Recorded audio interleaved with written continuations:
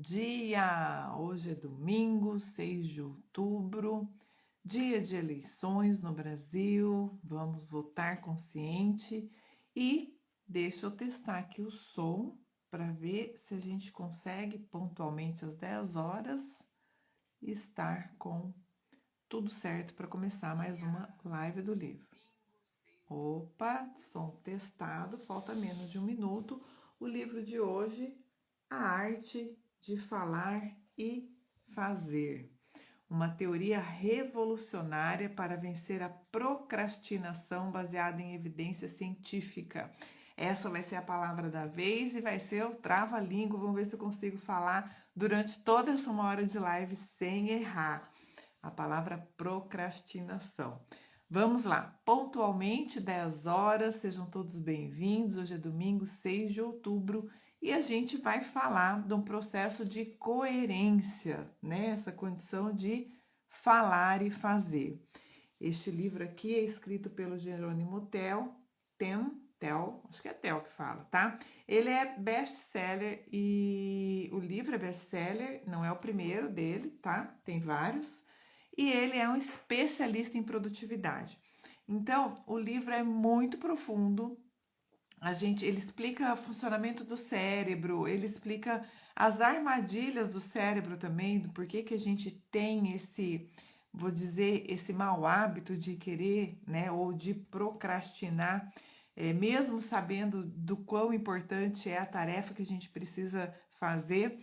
E como dá muitas dicas, ele é extremamente didático, extremamente técnico. Tudo que ele traz aqui tem embasamento científico. Você vê que é uma pessoa, né, que estudou sobre o tema, não é à toa que ele é especialista.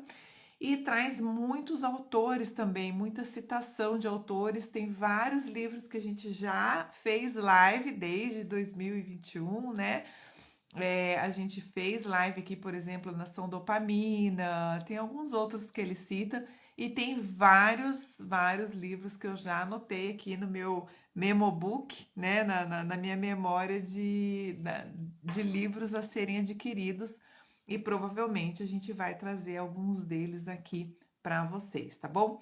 Então vamos lá. Esse livro é uma jornada de autodescoberta e transformação, porque tudo é praticamente direcionado para nós, tá? Até aquilo que não depende da gente, que não está exatamente só nas nossas mãos, é direcionado para nós. Somos nós que temos a responsabilidade, a obrigação de fazer diferença na nossa vida e na vida das outras pessoas. Ele então é embasado, fundamentado em pesquisas de ponta e insights da neurociência, né? Porque o Jerônimo, ele apresenta essa abordagem inovadora para entender e superar a procrastinação. E ele é especialista em neurociência, tá? Então, gente, vale a pena. É um livro que ele não é difícil de ler, ao contrário, é muito gostoso. Sim, livro de uma semana, tá? Dá para ler em uma semana, ele é bem tranquilo. A linguagem dele parece que você está conversando com o autor, então muitas vezes parece que ele está aqui do lado, está aqui na sala, para a gente conseguir conversar. Ele fala em primeira pessoa, ele traz os exemplos dele, dos alunos, das empresas por onde ele passou dando consultoria. Então é um livro muito gostoso e muito fácil de ler, vale muito a pena para a gente realmente poder mudar a nossa vida ou melhorar a nossa vida para a gente realmente falar e fazer. Muitas vezes a gente já sabe, já é isso que a gente quer, a gente não consegue colocar em prática, e a gente vai falar também um pouquinho aqui do porquê isso acontece. Você aprenderá então a identificar os gatilhos que o levam à procrastinação e descobrirá estratégias para tomar de volta o controle do seu tempo e da sua vida. E assim, ó, estratégias práticas, dicas, técnicas. Mais para o final da live hoje você vai ver que eu vou colocar assim alguns tópicos, né? 1, 2, 3, tal técnica, faça tal coisa. E ele traz aqui no livro para você ir preenchendo também. Deixa eu ver se eu acho aqui para mostrar rapidinho para vocês o que eu tô falando. Aqui, ó. Você vai respondendo as perguntas, tá vendo? Responde as perguntas aqui no livro e depois você faz lá um resumão, né? Tem todo um esquema, não todos os capítulos, mas em determinados capítulos que faz esse resumo para você realmente conseguir colocar em prática. E tem até uma parte aqui que eu devia ter deixado marcado, vamos ver. Que a gente assume um compromisso com a gente mesmo, sabe? É quase que um contrato, um acordo, né, firmado conosco mesmo, para que a gente realmente consiga colocar em prática. E a responsabilidade é realmente nossa. Então, para que a gente consiga trazer também aqui, ó. Olha que legal. Tá vendo? Um autocomprometimento, né? Não sei se deu para ver aqui no finalzinho, antes do último capítulo. Então, o livro é muito didático, é muito fácil, é muito gostoso de ler, tá bom?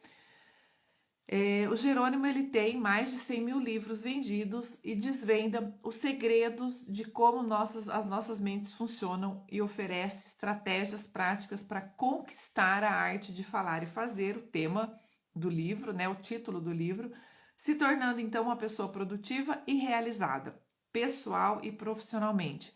Ainda que ele foque em alguns exemplos na parte profissional, são estratégias para a vida, tá? Para a gente agir, até porque a gente procrastina em todas as áreas da nossa vida, né? Não é só na parte profissional. Então, são estratégias para a gente aplicar em todas as áreas da nossa vida. Além de ser especialista, então, em produtividade, pós-graduado em neurociência e comportamento, também é um filantropo engajado e fundou o Instituto O Bem Nunca Para, com o objetivo de criar um mundo onde nenhuma criança passe fome.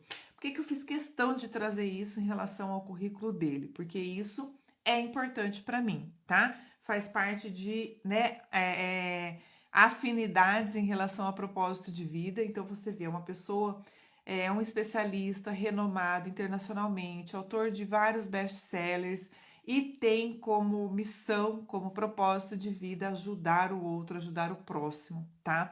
Então eu acho que vale a pena a gente reforçar sim e explicitar quando os autores têm também esse propósito de vida, não só de impactar positivamente, profissionalmente a vida das pessoas, mas de ajudar o outro. Já no início do livro, ele nos dá o maior ensinamento durante os agradecimentos, né? Já o livro começa com os agradecimentos e ele fala assim: quanto mais eu estudo e evoluo como ser humano, mais eu descubro o poder da gratidão. Quando a gratidão invade o nosso cérebro, nenhum outro sentimento ruim consegue penetrar. É simplesmente impossível sentir ao mesmo tempo gratidão e raiva, inveja ou qualquer outro sentimento ruim em relação a alguém. Então, imbuídos dessa gratidão, nós falaremos na live de hoje sobre o poder de falar e fazer. Nós vamos, segundo o autor, recusar a mediocridade e pagar o preço de uma vida com significância e que vale a pena ser vivido. Esse pagar o preço tem se eu não me engano, é no segundo ou no terceiro capítulo, que ele fala um pouquinho, ele aprofunda um pouquinho em relação a isso, tá? A gente não vai trazer isso aqui na live, mas vale a pena a gente lembrar que tudo nessa vida tem um preço. E a gente precisa escolher o que a gente quer comprar, o preço que a gente quer pagar, porque obviamente a gente vai ter os benefícios equivalentes a todas essas escolhas, tá bom? Jerônimo estudou muito para descobrir a razão por trás de não fazermos aquilo que realmente importa para nós, porque ele queria entender por que cumprir o que prometemos para nós mesmos muitas vezes se torna tão difícil.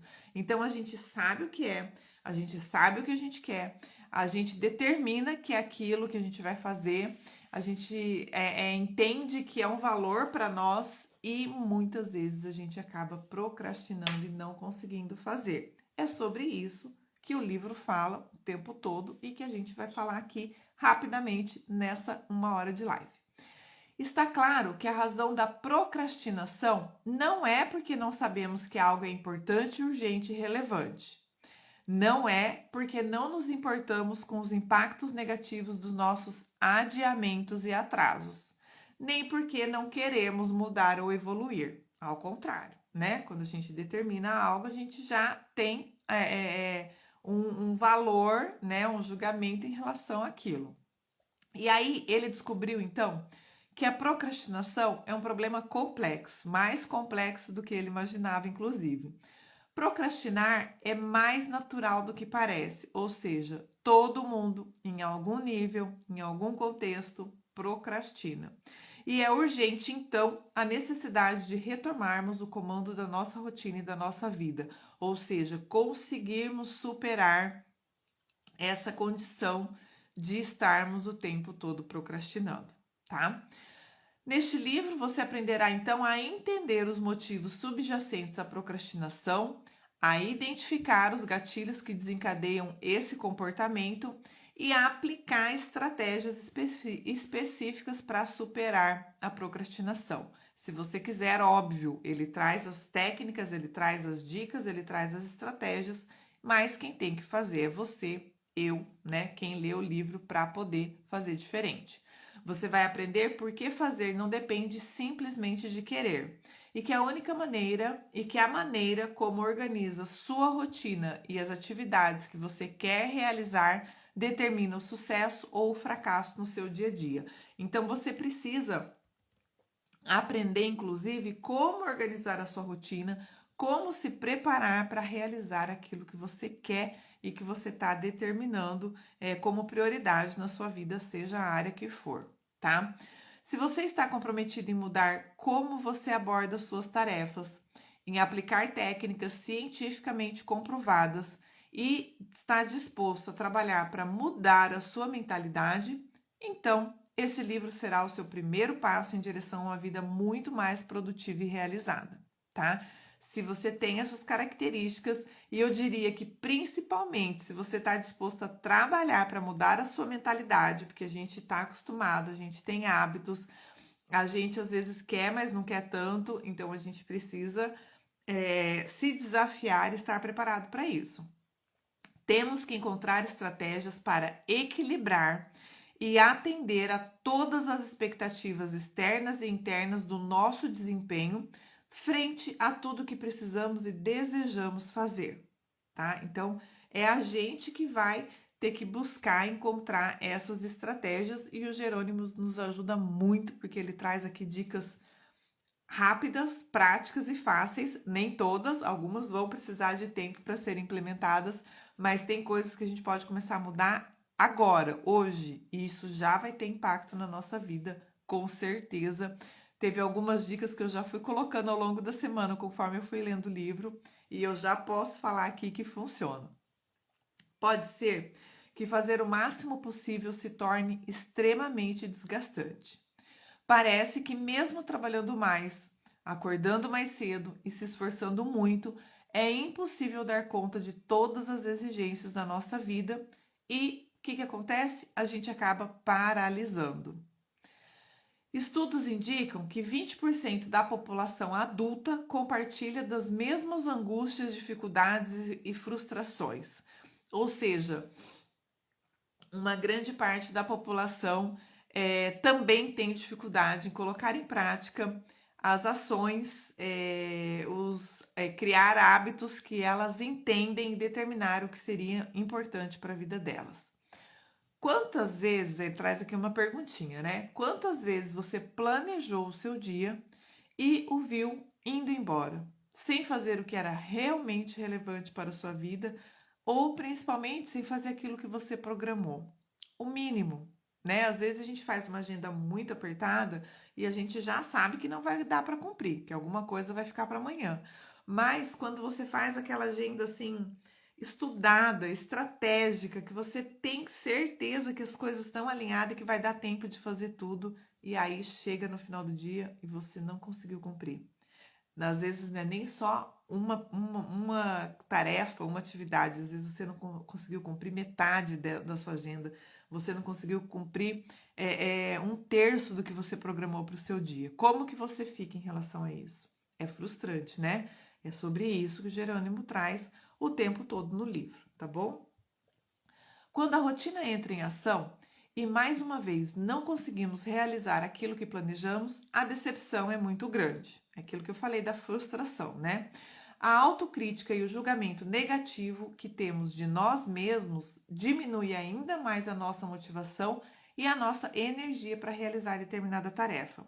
Então a gente começa a entrar aqui, ó, num ciclo improdutivo, num ciclo negativo, num ciclo frustrante e num ciclo que vai levar a gente cada vez mais para esse caminho da decepção, da frustração e da não realização, tá? Estudos comprovaram que sermos excessivamente duros conosco por não termos feito o que nos programamos, nos propusemos a fazer, nos faz voltar e nos sabotar em nossas atividades. Ou seja, na prática existe um ciclo, tem até um desenho aqui no livro, que ele fala assim: você se compromete a fazer, você não faz, você sente culpa, aí você produz menos. Aí, produzindo menos, você sente mais culpa ainda e produz menos ainda. Então, a gente precisa parar este ciclo. Essa tabelinha aqui, ó, tá vendo? Então, você tem que se comprometer a fazer e conseguir fazer, né? E aí a gente tem estratégias aqui, técnicas que a gente vai passar para vocês, pelo menos resumidamente, tá? Então, vamos definir aqui. Bom dia, meu bem. Bom dia, Elisa, que entrou, é isso? Sejam bem-vindos. Então, o que a gente vai fazer? Vamos definir exatamente o que ele traz para a gente como sendo o conceito da própria procrastinação em si. A procrastinação é o hábito de deixar para depois. Eu incluiria aqui o mau hábito, né? Na prática, procrastinar é passar tarefas menores e de menor importância na frente de outras que eram mais importantes e que deveriam ser feitas naquele momento. Até que o dia vai passando e não dá mais tempo de fazer o que deveria ser feito hoje, e então aquilo que era mais importante fica para amanhã. Olha como a definição e aquele ciclo se encaixam, se complementam. Você sabe que é aquilo que é mais importante para fazer, você não faz, o mais importante você adia, e aí você começa a entrar nesse processo de culpa, de produzir menos, de sentir mais culpa ainda, de achar que você não faz nada certo, de achar que você não vai conseguir, e aí você produz menos ainda e você vai fazendo um reforço negativo para você mesmo, no seu cérebro, para que ele entenda que você não é capaz de fazer aquilo. A gente precisa urgentemente parar, né? Dar um stop aí nesse processo, tá? A preocupação, então, é quando um dia de procrastinação, aquilo que fica para amanhã, se torna uma semana, que pode se transformar em um mês, em um ano, ou mesmo em uma vida de procrastinação. Em uma vida em que adiamos aquilo que realmente importa para nós e para quem nós amamos. Olha como é crítico. Imagina você viver toda uma vida adiando aquilo que importa para você. Aquilo que importa para as pessoas que você ama, para as pessoas que você convive, para as pessoas que você deveria estar impactando positivamente a vida delas, incluindo a sua, porque você faz parte dessa relação. Então, ao procrastinar, nós sabemos que deveríamos fazer outra coisa, mas optamos por substituir a tarefa principal por outra, mesmo sabendo que isso poderá ter consequências negativas. Renata, não está ajudando, tá trágico esse livro e é bom mesmo porque a gente precisa ter um choque de realidade, como que as coisas funcionam. Calma, calma que a gente não chegou nem na metade da live ainda e a gente vai ter solução para todos esses problemas, tá? Talvez não com tanto detalhamento, e aí eu volto a te indicar, esse livro é um livro muito bom que vale a pena ser lido e dá para ser lido inclusive em uma semana, tá bom? As pessoas perdem esse padrão, né, comportamental que a gente adia, procrastina mesmo sabendo o que deveria fazer, vai criando então essas consequências negativas. Esse padrão comportamental pode ter impactos negativos graves, porque a procrastinação crônica não apenas atrapalha o cumprimento das metas, dos prazos, né, das nossas metas, mas também cria barreiras para aquela pessoa que não alcance os seus objetivos de vida. E isso traz problemas, ele vai falar aqui daqui a pouco, nos nossos relacionamentos também, tá? As pessoas perdem não apenas os prazos dos seus compromissos, mas também a credibilidade diante dos outros.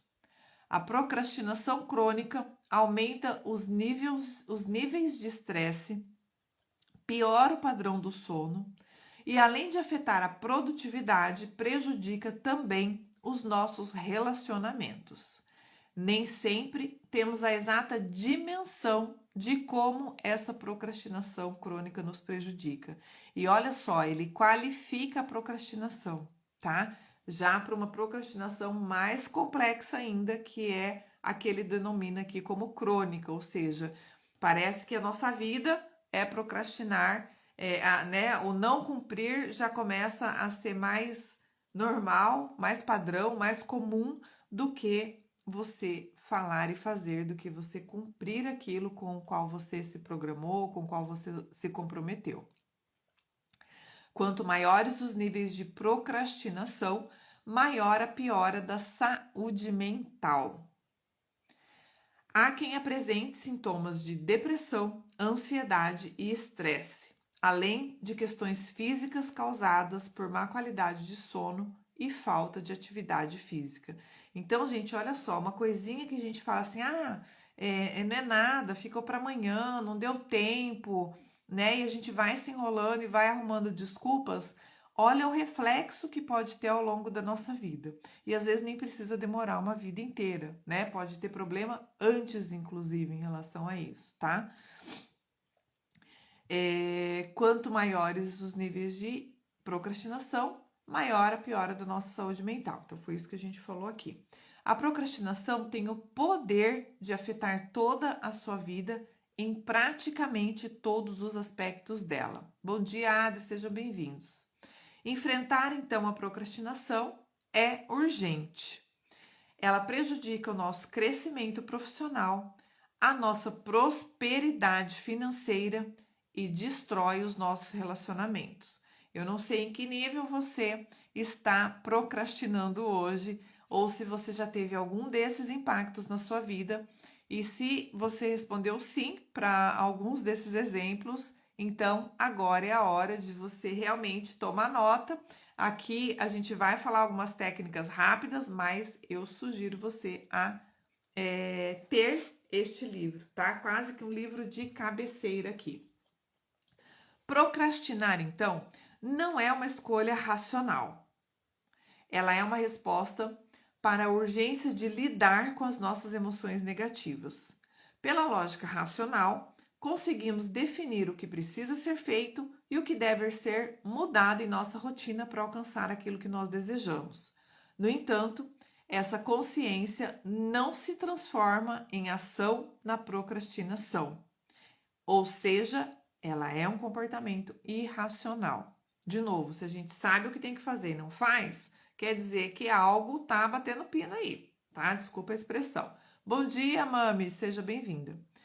E aí, o Jerônimo traz, então, 4 estágios de desesperança, que ele chama, tá? 4 estágios da desesperança para esse comportamento irracional da procrastinação. Quais são esses estágios? Primeiro estágio, todos acreditam que você fará o que você disse, né? Então, tudo ainda parece bem. No primeiro estágio, você combina, as pessoas confiam, acreditam, até você acha que vai dar conta e parece que tá tudo bem e que aquilo que você falou vai ser feito e pronto, acabou.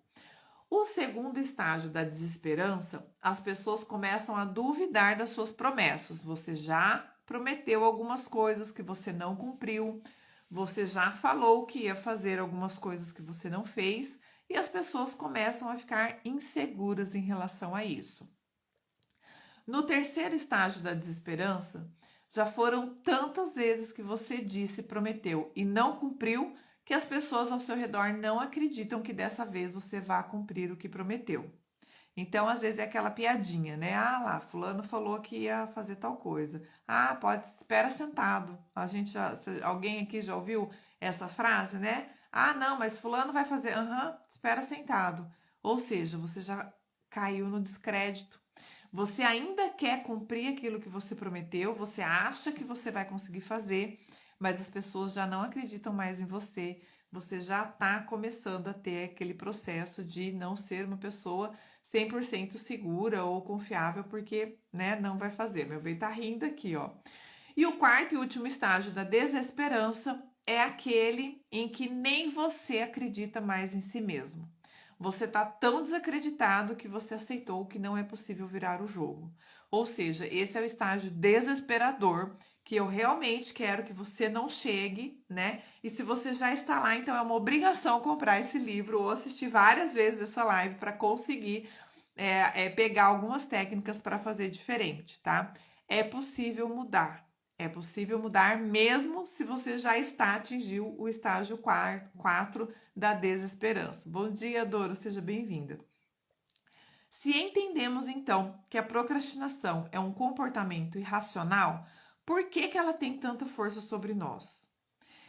E aí ele começa a aprofundar a explicação sobre o nosso funcionamento cerebral, tá? E aí fala de neurotransmissor, fala da dopamina, a gente vai passar rapidamente aqui sobre algum desses conceitos, porque a gente não tem tempo de aprofundar, mas vale a pena estudar com mais calma sobre isso, né? Então, por quê? Porque nós fomos feitos para economizar energia. Um quarto da nossa energia é destinada exclusivamente para fazer o nosso cérebro funcionar. E precisamos então entender como uma coisa influencia a outra, ou seja, nós precisamos compreender como o nosso cérebro funciona. Se tem o processo da racionalidade, a gente tem que tirar proveito do nosso cérebro, da nossa razão, da nossa racionalidade para poder virar o jogo, tá bem? Tudo aquilo que nós fazemos mais de uma vez aumenta a probabilidade de virar um hábito. E isso será fundamental para entendermos os mecanismos da procrastinação e também para identificarmos a cura dela, né? A cura desses mecanismos e a mudança deles. Estamos vivendo no mundo contemporâneo com o cérebro de 200 mil anos atrás. Aqui ele faz no livro uma contextualização histórica que é muito legal também, mas ele fala que o nosso cérebro não acompanhou a velocidade com que as coisas, com que a humanidade tem mudado, tá? Então, ele fala assim, estamos vivendo no mundo contemporâneo com o cérebro de 200 mil anos atrás. Os padrões que nos fizeram sobreviver lá atrás, agora estão nos matando. Enquanto no passado buscávamos o mais fácil para termos mais energias e sobrevivermos, hoje esse modo de funcionamento natural de buscar o mais fácil gera a atitude de abrir mão do que realmente importa para termos algum prazer imediato. É como se o nosso cérebro voltasse ao passado para nos fazer repetir o padrão, como o mais fácil, o mais rápido e de preferência o mais atrativo, mesmo que não seja o melhor a longo prazo, que isso não vá te fazer bem no futuro. É assim que o nosso cérebro funciona, tá? Bom dia, Cata, seja bem-vinda. A nossa percepção do tempo altera as nossas emoções e influencia os nossos julgamentos e decisões. O nosso cérebro entende que quem vai ter que lidar com tudo isso e com as consequências da procrastinação será uma outra pessoa. No fim de tudo, quem pagará a conta em qualquer hipótese seremos nós mesmos. Então ele começa a construir aqui um raciocínio que ajuda a gente a compreender como o cérebro funciona com a ação desses prazeres imediatos, dessa facilidade com que a gente tem hoje, com que o acesso com que a gente tem hoje, e esse funcionamento do nosso eu presente e eu futuro que ele fala. Então, assim, as consequências que vão chegar depois, o cérebro entende como se fosse para uma outra pessoa e não para você. Por isso que ele dá a informação que tudo bem você se prejudicar nesse momento, porque no futuro vai ser diferente. Mas na realidade, essa conta chega e no futuro, o eu do futuro é o mesmo eu, somos nós mesmos, né? Desculpa. Inicialmente, procrastinar a tarefa chata traz um alívio.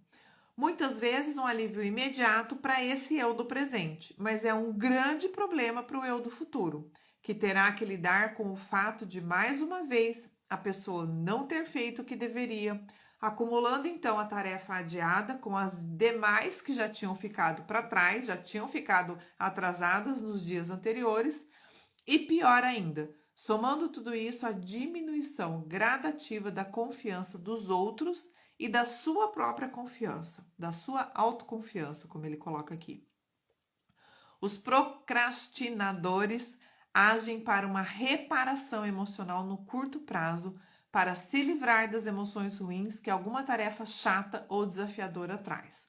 Então, ó, o que ele fala lá? A nossa percepção do tempo altera as nossas emoções e influencia os nossos julgamentos e decisões. E aí ele começa a explicar como que isso acontece.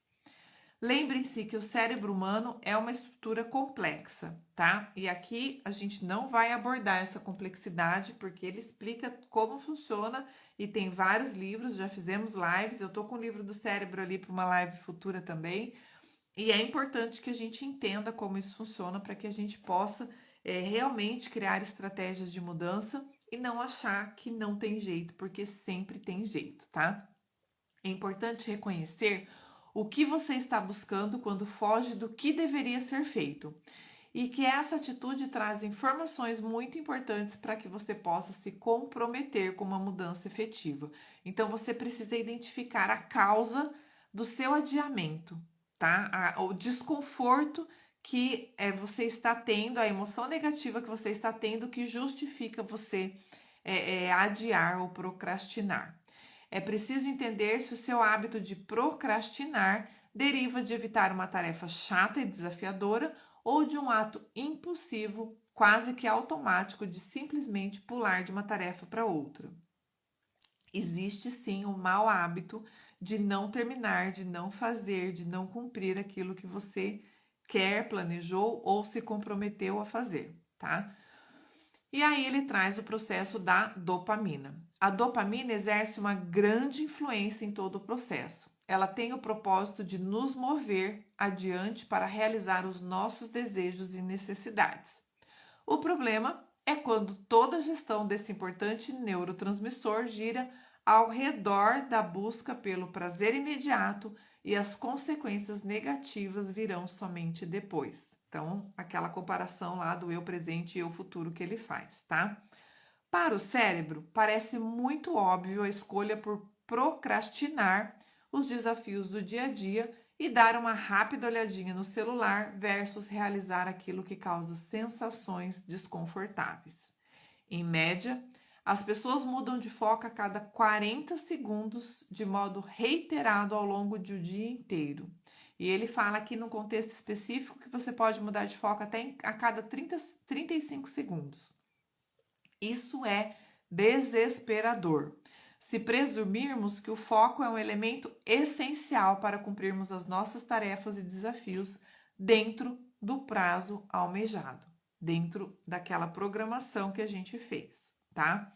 Então, olha só, ele traz aqui faz muito essa relação com o nosso passado, com o processo da nossa alimentação, dos impactos que a facilidade da gente comer aquilo que está à mão, que é industrializado, nos prejudica, né, organicamente, incluindo o processo com os nossos hábitos, e também traz muito esse processo da tela, né, da gente dormir e acordar na tela com esse estímulo do celular, do computador o tempo todo, o quanto que isso tem prejudicado a nossa vida cotidiana e o quanto que isso tem feito a gente procrastinar, porque a gente perde um tempo inimaginável que se você for contabilizar, você fica realmente desesperado de descobrir o tanto de tempo que você perdeu zapeando, como diz o pessoal aí, ou passando vídeos, né, passando as telas nas redes sociais, no seu celular. E eu não estou falando que essa ferramenta não é importante, muitas vezes é até uma ferramenta de trabalho, mas a gente precisa se reeducar em relação a isso, tá bom?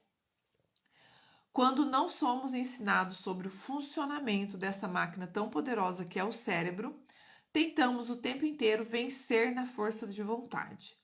Mas a força de vontade acaba. Ela é finita. E quando termina, os projetos ficam sim pelo caminho e nós nos culpamos por isso. Ó, aquele ciclo lá atrás. o que diminui ainda mais a nossa já escassa determinação de ficarmos focados no que realmente importa. Então, não tem jeito, a gente precisa aprender como o nosso cérebro funciona para identificar as causas, para a gente se preparar para a mudança e fazer com que ela realmente aconteça.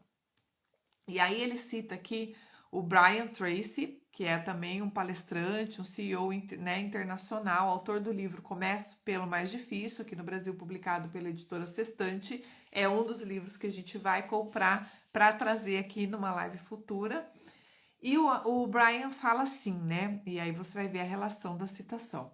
Lembre-se a todo momento de que uma das decisões mais importantes que você pode tomar todos os dias é resolver o que fará imediatamente e o que deixará para depois. E aí eu trago de novo a reflexão sobre a nossa responsabilidade, tá? Lembra do poder da escolha?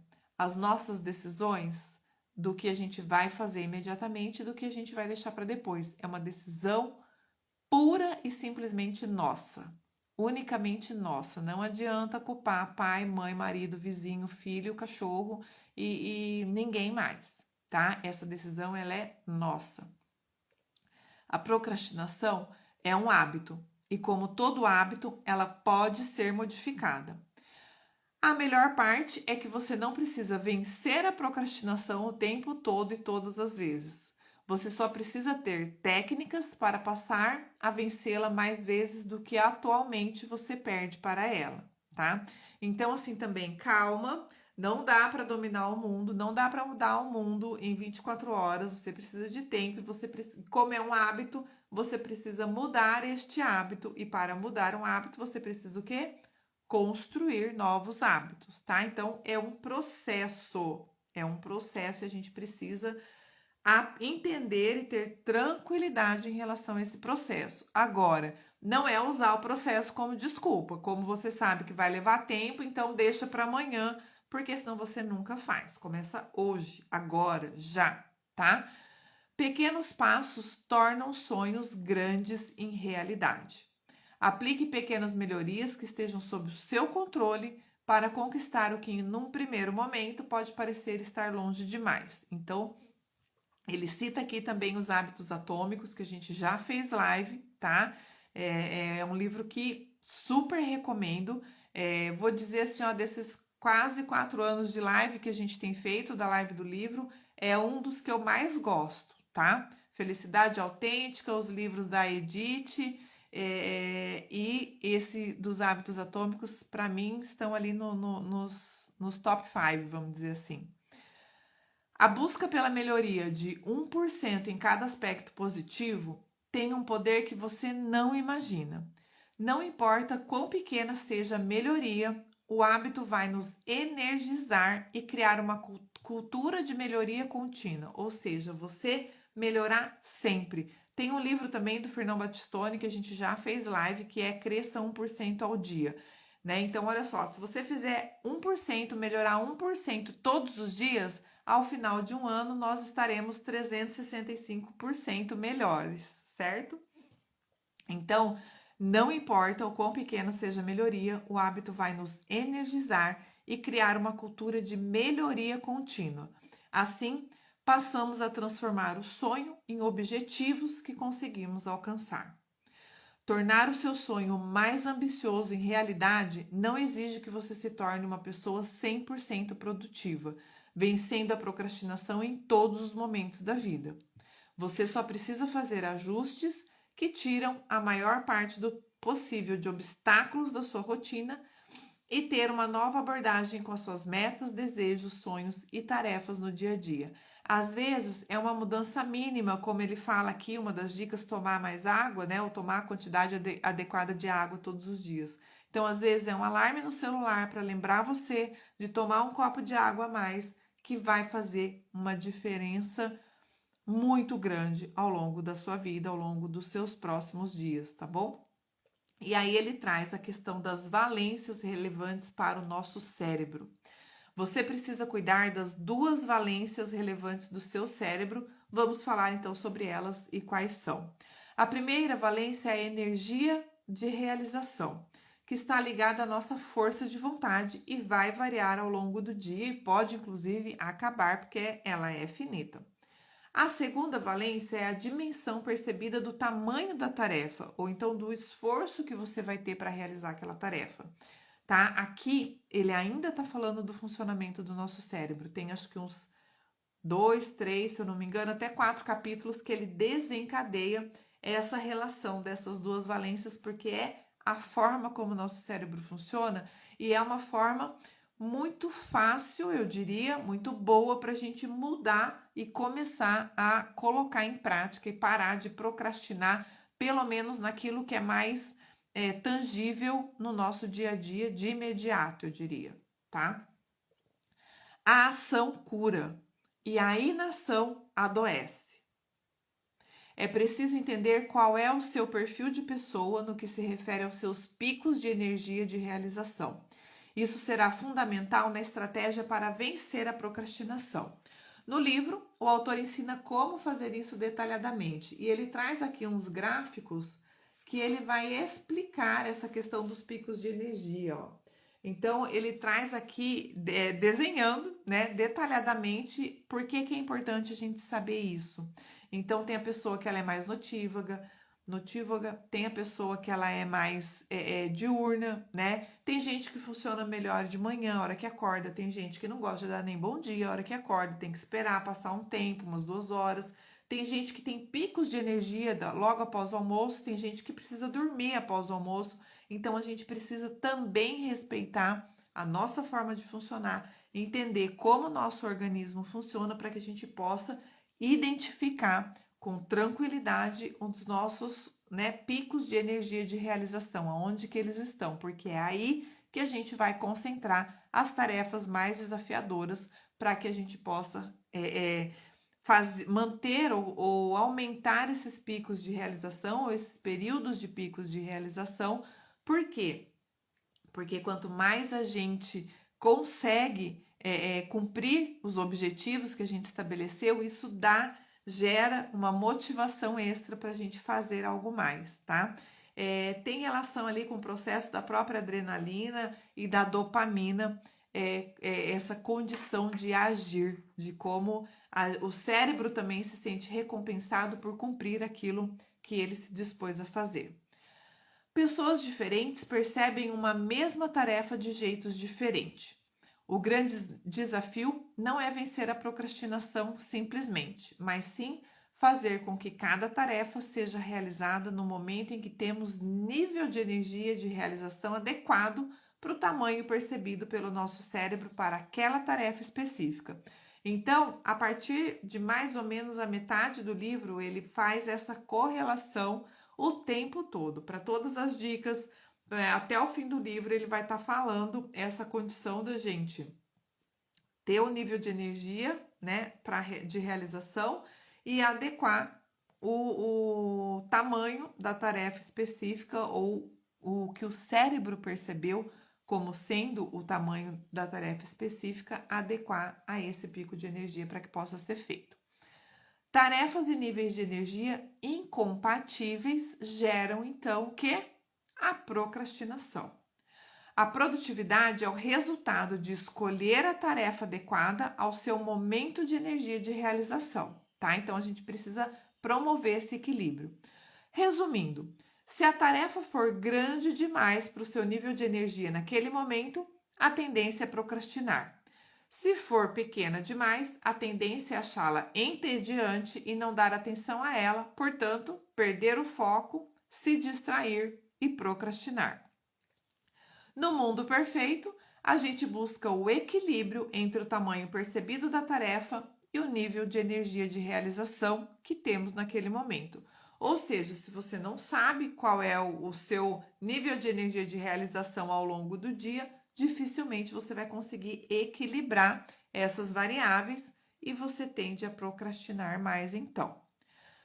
Segundo John C. Maxwell, você nunca vai mudar sua vida até mudar algo que você faz diariamente. O segredo do seu sucesso é encontrado na sua rotina diária. Então não adianta criar um sonho mirabolante para quando você se aposentar, para quando você emagrecer os 20 quilos, para quando você comprar a casa nova, para quando você mudar de trabalho. Não, é aqui agora já, é a sua rotina diária que vai transformar a sua vida e que vai fazer você falar e fazer e ter resultados diferentes ao longo da sua vida. A força de vontade é basicamente a habilidade de dizer e cumprir o não para as coisas que podem nos atrapalhar e o sim para as coisas que nos ajudam a alcançar os nossos objetivos. Então, ó, a variável aí até emocional que ele traz ao longo do livro também, tá? Você precisa aprender a dizer não para aquilo que não vai contribuir com a sua tarefa, com o seu objetivo, com a sua agenda, com o seu propósito de vida. E a falar mais sims para aquilo que vai ajudar, vai fazer com que você consiga realmente colocar em prática aquilo que você programou. Realizar tarefas que exigem muita concentração e uma imensa quantidade de autocontrole mina o nível de atenção e até a força física. A força de vontade é finita. Lembre-se que a força de vontade acaba e varia ao longo do dia. Por isso, precisamos aprender a gerenciá-la o mais rápido possível. O excesso de foco numa atividade que nos demanda todo o autocontrole pode nos levar ao descontrole. É muito difícil regular demandas que exigem força de vontade ao mesmo tempo, né? Literalmente, não temos força de vontade bastante para fazer tudo ao mesmo tempo. Então, a gente precisa equilibrar isso. De novo, não adianta querer dominar o mundo em 24 horas. Vai falhar o seu plano, tá? Lembre-se de trabalhar 1%, melhorar 1%, todos os dias, a cada atividade que você faz, a cada hora, aí você escolhe o critério de acordo com o seu nível de energia de realização. Mas faça. Estabelecer muitos projetos e metas ao mesmo tempo tende a consumir rapidamente toda a nossa força de vontade, gerando então frustração e abandono daquilo que foi proposto. O fato é que você pode ter praticamente tudo o que deseja, mas não tudo ao mesmo tempo, tá? Então aqui a gente faz de novo um novo resumão, né? Chegamos então a 4 conclusões até agora. Primeiro, existem 2 valências a serem consideradas para vencer a procrastinação. Ó, olha só que essas conclusões já tem um monte de dica aqui, tá? O tamanho da sua barra de energia no momento da realização, né, que tem relação direta com a sua força de vontade, e o tamanho percebido pelo seu cérebro para realizar aquela tarefa, né, o tamanho de esforço que você vai ter. São as 2 valências. Segunda conclusão: você é um ser humano único e tarefas idênticas podem ter um tamanho percebido diferente por 2 pessoas, tá? Então, não adianta achar que todo mundo vai fazer do mesmo jeito, na mesma velocidade ou da mesma forma aquilo que a gente faz ou faria. Terceira conclusão: todos temos força de vontade. A diferença é a forma que a exercitamos e como fazemos a gestão dela. E quarta conclusão: a nossa grande missão é adequar o tamanho percebido da tarefa a ser realizada ao tamanho da barra de energia de realização, tá? Então, a incompatibilidade dessas coisas levará à procrastinação. A força de vontade é o combustível que alimenta a nossa barra de energia de realização. Ela é essencial para vencermos a procrastinação e nos tornarmos pessoas que realmente falam e fazem. No entanto, ele nos lembra novamente que a força de vontade é finita, ela acaba, e tende a ir diminuindo conforme executamos as atividades no cotidiano. Precisamos evitar desperdiçá-la com hábitos que a diminuam desnecessariamente ao longo do dia, pois quanto menor for o nosso nível de energia, maiores são as chances de termos uma tarefa importante deixada para momentos em que a nossa capacidade de realização não está adequada, ou seja, não iremos fazer essa tarefa importante. Por outro lado, quanto maior a nossa barra de energia de realização, mais tarefas caberão dentro dela e logo mais disciplina e mais realização e menos procrastinação acontecerá, tá? Então, lembre-se que nossa prioridade é gerir adequadamente essas duas valências. Você precisa, então, olha as dicas importantíssimas, já encaminhando aí para os últimos 10 minutos para o final da live. Você precisa regular os 3 principais elementos que diminuem a nossa força de vontade. Que elementos são esses? Sono, água e decisão. Vou falar rapidamente de cada um dos 3, mas no livro ele aprofunda e dá dicas de prática mesmo, como fazer isso né, com mais aprofundamento, com mais detalhes e mais exemplos, obviamente, tá? Então, a gente precisa regular esses 3 alimentos que podem diminuir a nossa força de vontade. Primeiro deles, o sono. Dormir menos que o necessário prejudica os nossos níveis de energia, aumenta os níveis de estresse e faz com que o seu autocontrole para resistir às tentações diminua. Então, olha a importância de um sono, de uma noite bem dormida. Cuidar do sono é essencial para preservar os níveis da barra de energia, a nossa força de vontade, a nossa capacidade cognitiva e a nossa saúde, inclusive. É preciso entender qual é a sua demanda específica de sono, tá? Então, existe lá a média de 7 a 9 horas de sono, 8 horas de sono por dia. Você precisa identificar qual é a sua demanda de sono. Se você dormir 6 horas por dia é o suficiente, o seu organismo fica bem, ok, faça isso. Se você precisar de 9 horas de sono, faça isso também. Mas identifique e adeque a sua necessidade, a sua rotina de sono, porque ele é importantíssimo, um dos elementos mais importantes para manter a sua força de vontade em alta. Segundo elemento, a água. Beber água na quantidade adequada melhora o bem-estar, as suas dores de cabeça diminuem, a pele fica mais hidratada, melhora o seu fluxo intestinal e os níveis de atenção e disposição mental aumentam significativamente. Então, com todos esses benefícios, não justifica você continuar não bebendo água. E hoje a gente tem muita ferramenta, tem milhares de apps. Se você não quer baixar o app, você põe para apitar no seu celular para tomar água a cada meia hora, a cada 1 hora. Comece, apenas comece. Compre aquelas garrafonas de 3,5 litros, de 2 litros, não sei, né? Identifique a melhor estratégia para você, mas passe a consumir a quantidade adequada de água todos os dias para que você possa ter essa melhora, né? No seu bem-estar, no seu nível de atenção, na sua disposição mental, inclusive. Terceiro elemento, decisão. O excesso de decisões drena a nossa energia e a nossa força de vontade. Decidir cansa. E quanto mais cansados, pior a qualidade das nossas decisões e mais baixa fica a nossa barra de energia da realização. O excesso de decisões ao longo do dia leva a uma sobrecarga cognitiva cumulativa e aumenta as margens para cometermos erro. E aí no livro ele traz também vários exemplos e várias formas da gente melhorar ou minimizar as nossas tomadas de decisão ao longo do dia. E ele começa falando já pela decisão, por exemplo, de não ligar o celular antes de levantar da cama, não olhar a tela, esse estímulo visual antes de se levantar. Outra decisão fácil, que você não precisa começar o dia tomando a decisão, deixar a sua roupa preparada na noite anterior para usá-la no dia seguinte. Então, olha como são 1% atitudes fáceis, tranquilas de serem tomadas, que não vão drenar a sua energia para que diminua a sua tomada de decisão ao longo do dia. Deixe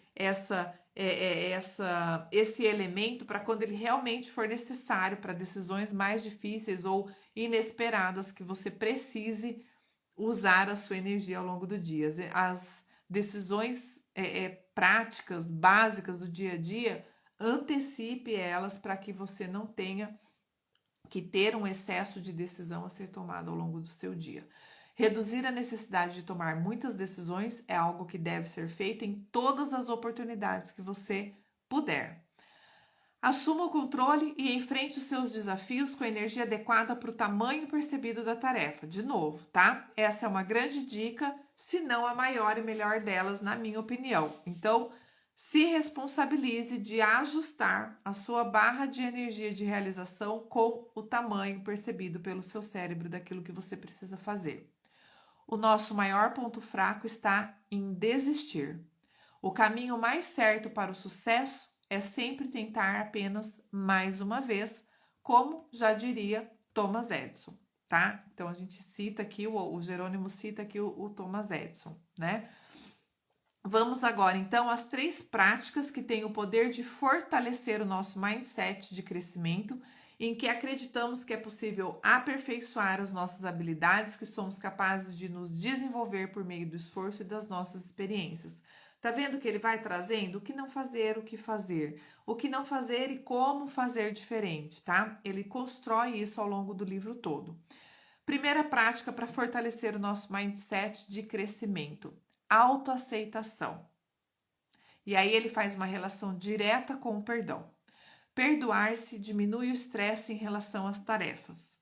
O auto-perdão reduz os efeitos negativos da procrastinação. Isso acontece porque quando nos perdoamos, liberamos espaço mental para focar o que realmente importa.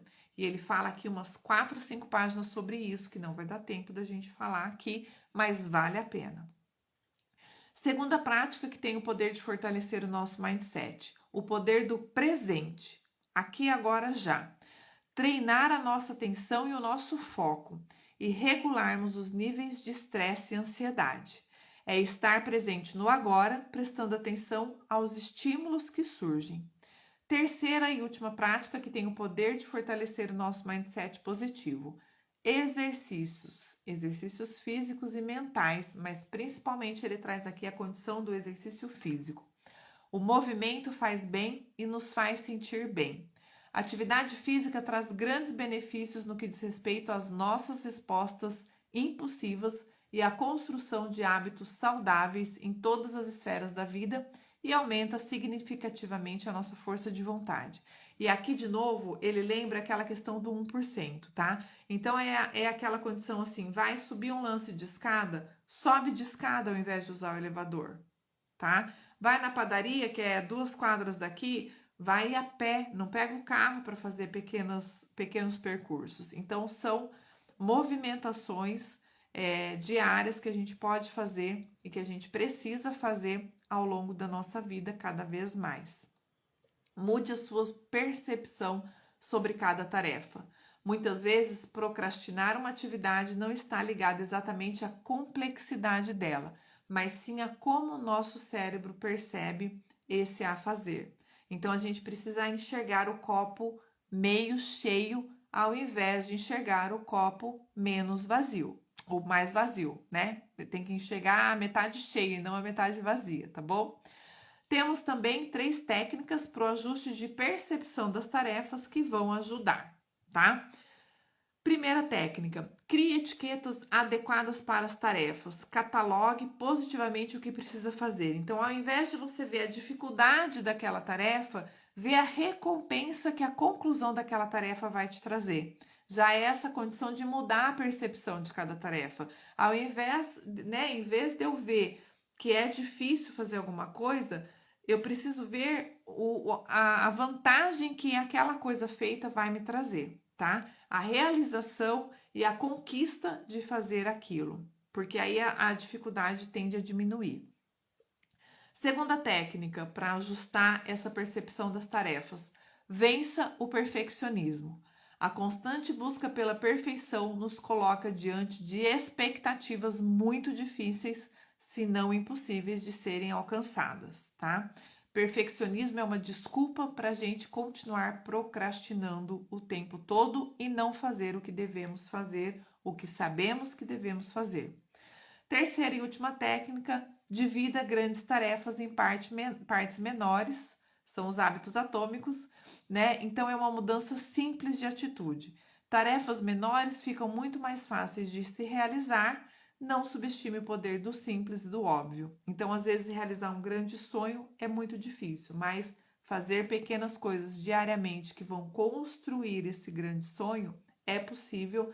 E a cada conquista desses pequenos objetivos, o nosso cérebro entende que é possível de se fazer o que se fala, de realizar, e isso injeta uma carga extra de nível de energia de realização para que a gente possa continuar realizando, fazendo, ou para que a gente possa assumir novas tarefas de realização. A motivação acompanha a ação. É agindo que a gente se motiva. Então, não tem como fugir, tá? Não adianta entender e compreender tudo isso que a gente está falando aqui, todas as técnicas, todas as dicas, se a gente não colocar em prática.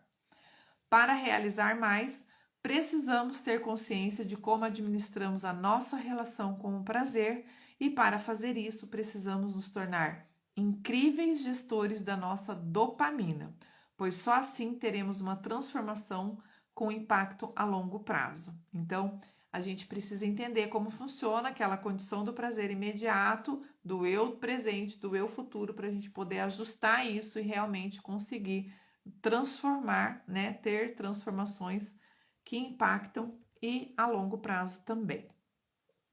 O progresso não tem linha de chegada, apenas faça. Apenas faça é o título do último capítulo do livro. E aí ele cita novamente Tony Robbins, né? Segundo Tony Robbins, se não houver ação, você ainda não decidiu de verdade. Por onde a ação entra, a preguiça, o medo e a desmotivação saem pela outra porta.